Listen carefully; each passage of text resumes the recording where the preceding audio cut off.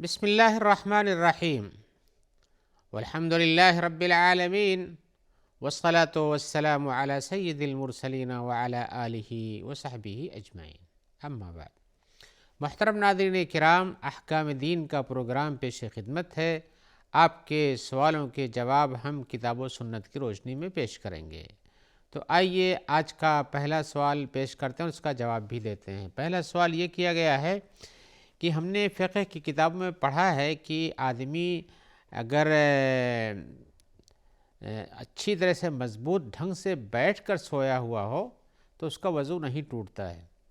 انہوں نے کہا کہ مضبوط ڈھنگ سے بیٹھ کر سونے کا کیا مطلب ہم نے سمجھا ہے، وہ یہ کہ آدمی اپنے بیٹھنے کی جگہ کو مضبوط طریقے سے زمین پہ رکھے ہوئے ہو۔ ان کا مطلب یہ ہے کہ دائیں ایسے جھک کے نہ سویا ہو، یا بائیں جھک کے نہ سویا ہو، یا پیٹھ کے اوپر ٹیک لگا کے نہ سویا ہوا ہو، گویا کہ ایسے ٹھیک طرح سے بیٹھا ہو اور سویا ہو، یہ ان کا مقصد ہے۔ تو انہوں نے کہا کہ پھر اس طرح سے لکھا ہے انہوں کتابوں میں کہ اگر آدمی صحیح ڈھنگ سے سویا نہیں ہوا ہے، مضبوط طریقے سے بیٹھ کر نہیں سویا ہے، تو اس کا وضو ٹوٹ جاتا ہے۔ اور ویسے بھی ہم نے سنا ہے کہ سو جانا، نیند میں آ جانا، یہ وضو توڑ دیتا ہے عام حالات میں بھی۔ تو پھر کیا ہے، کس طرح سے وہ ٹوٹنے نہیں، یہ لکھا انہوں نے کہ وضو ٹوٹنے کا معاملہ وہ نیند کے ذریعے سے کیا صحیح بات ہے اس میں۔ ہم جواب نہیں کہیں گے کہ ہم نے علماء کے جو اقوال کا مطالعہ کیا اس سے یہ پتہ چلتا ہے کہ وہ نیند جس میں آدمی کا احساس ختم ہو جاتا ہے، کہ وہ جیسے جاگنے کی حالت میں، حتیٰ کہ اونگھنے کی حالت میں اس کو احساس رہتا ہے کہ اس کو نیند ابھی نہیں آئی ہے، لیکن نیند کا غلبہ ہو رہا ہے، لیکن یہ ہے کہ کبھی ذرا سا جھٹکا لگتا ہے نیند کا اور اس وقت کھل جاتا ہے، تو یعنی جھٹکا ختم ہو جاتا ہے۔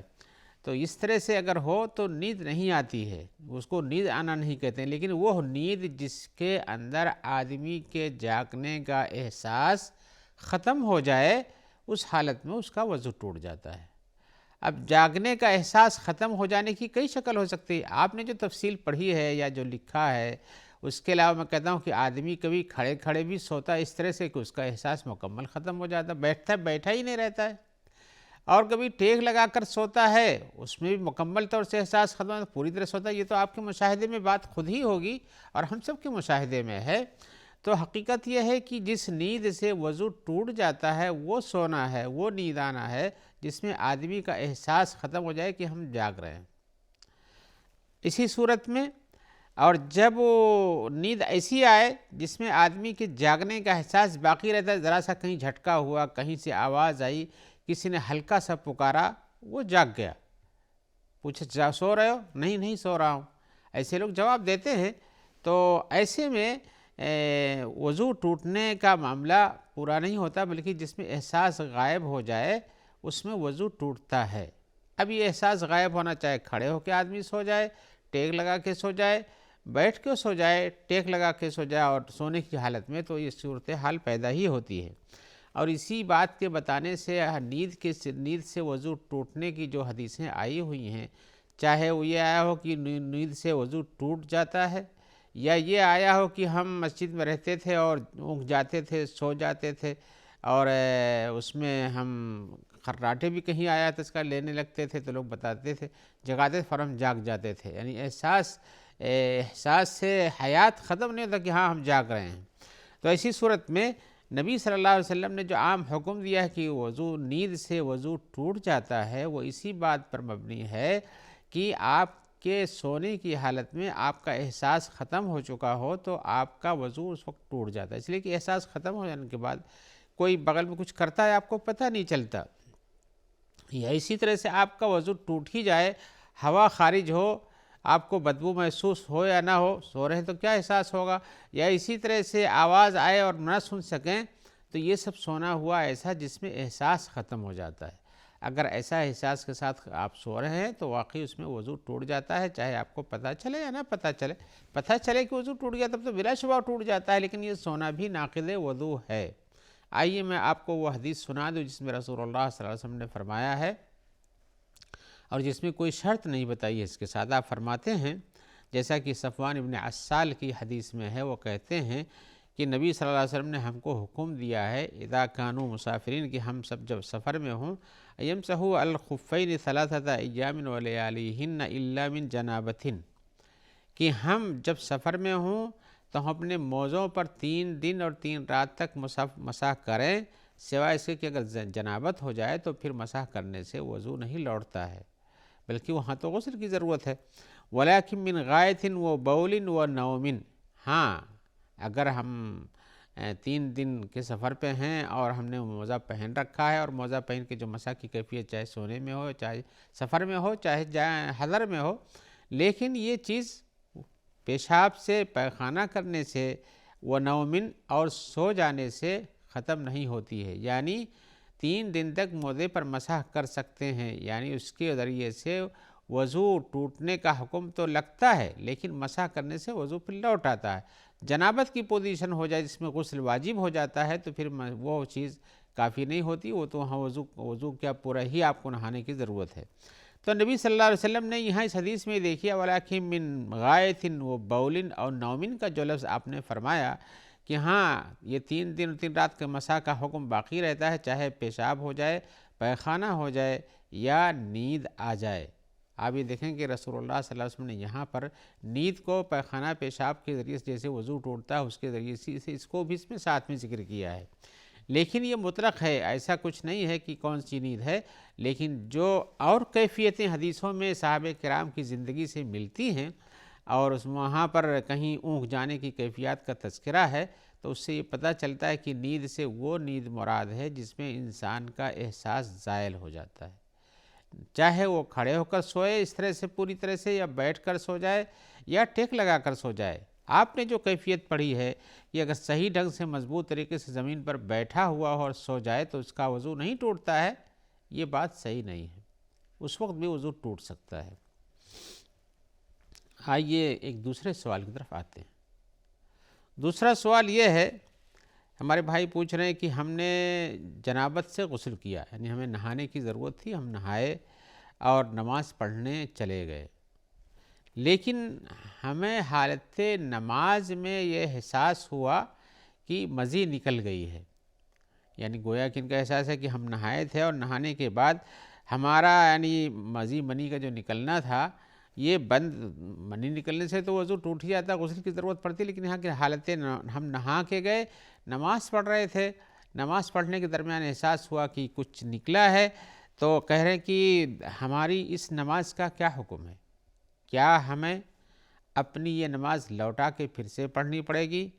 یا کہ میں حالت نماز میں جس وقت مجھے احساس ہوا کہ کوئی چیز نکلی ہے اس وقت میں نماز چھوڑ دوں اور جا کے وضو کروں اور آ کر کے پھر دوبارہ نماز پڑھوں؟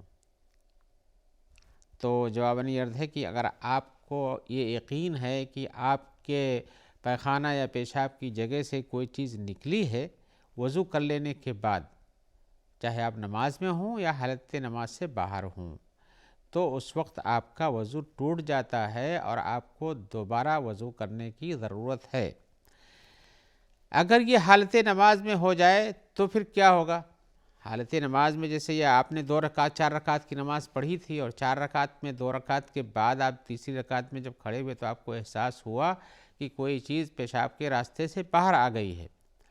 تو ایسی صورت میں آپ کو نماز چھوڑ کر کے وہاں سے لوٹ جانا چاہیے اور پھر سے وضو کرنا چاہیے، اور جہاں تک نماز آپ نے اس چیز کے احساس سے پہلے تک پڑھی تھی وہاں تک کی نماز کے بعد آپ کو بقیہ نماز پھر سے پڑھنا چاہیے، پھر سے پڑھنا چاہیے۔ اور اگر آپ کو صرف شبہ ہوا ہے اور ایسا کچھ بھی نہیں ہوا، جیسے آپ نے چھو کے دیکھا یا کپڑے میں آپ کو جس میں احساس ہوا کہ ہاں واقعی کوئی چیز لگی ہے اور وہ اس کی ٹھنڈی محسوس ہو رہی ہے یا کپڑے پہ چپچپاہٹ آ گئی ہے، جیسے کہ آپ نے تذکرہ کیا کہ مزی نکل گئی، تو جب یہ یقین ہے تبھی آپ کا وضو ٹوٹتا ہے۔ اگر آپ کو شبہ ایسے ہوا، احساس ہوا کہ کوئی چیز نکلی اور حقیقتاً کچھ نہیں تھی، آپ نے چیک کیا ہے کہ آپ کو احساس ہوا کہ نہیں یہ شبہ ہی ہے، تو پھر آپ کو اپنی نماز نہیں چھوڑنا چاہیے، اس لیے کہ شک کی بنیاد پر جو چیز یقیناً آپ نے پہلے کیا تھا، یعنی وضو کیا اس کے بعد آپ نماز پڑھ رہے تھے، یہ یہاں تک یقین تھا کہ ہم نے وضو کیا، وضو ہمارا باقی ہے، پھر شک کی بنیاد پر یہ وضو نہیں ٹوٹتا ہے جب تک یہ آپ کو پھر دوبارہ یقین نہ ہو جائے کہ وضو ٹوٹ چکا ہے۔ اگر ٹوٹ چکا ہے تو آپ کو حالت نماز میں جا کر کے لوٹ کر کے آپ کو وضو کر کے واپس آنا چاہیے، اور جہاں کچھ لگا اس کو دھل کر کے آنا چاہیے، اور پھر بقیہ نماز پڑھنی چاہیے۔ اور اگر آپ کو نماز شروع کرنے سے پہلے یہ احساس ہو گیا تو آپ کو دوبارہ وضو کر کے ہی نماز پڑھنا چاہیے، اس لیے کہ کوئی بھی چیز پاخانہ پیشاب کے راستے سے نکلتی ہے تو وہ وضو کو توڑنے والی ہوتی ہے۔ آئیے ہم ایک اور سوال کی طرف آتے ہیں۔ سوال میں ہمارے بھائی پوچھ رہے ہیں کہ ہم زندگی میں بہت سی مواقع پر ایسا کچھ پاتے ہیں کہ کچھ لوگ ہم سے کہتے ہیں کہ اللہ کے نام پر یہ کام کر دو، یا اللہ کے نام پر یہ دے دو،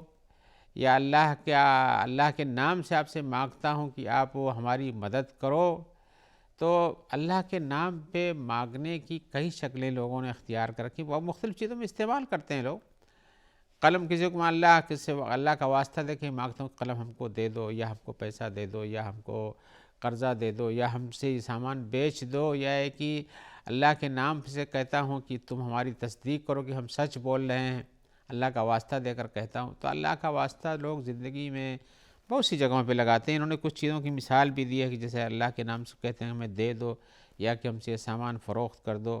یا اللہ کے نام سے یہ ہے کہ ہمیں یہ بتاؤ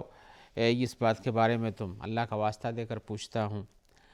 تو کہتے ہیں کہ ہم بعض مرتبہ تو ان کی اس اللہ واسطے چیز کو کہے ہوئے کے باوجود بھی نہیں پوری کرتے۔ ہم کہتے ہیں نہیں ہم کچھ نہیں کر سکیں گے، اللہ کا واسطہ دے کر ہم سے مانگتا یا کہتا یا پوچھتا ہے تو ہم انکار کر جاتے ہیں۔ لیکن سوال یہ پیدا ہوتا ہے کہ اللہ کے واسطے کسی نے مانگا اور ہم نے انکار کر دیا تو کیا اس میں ہمارے اوپر گناہ ہے؟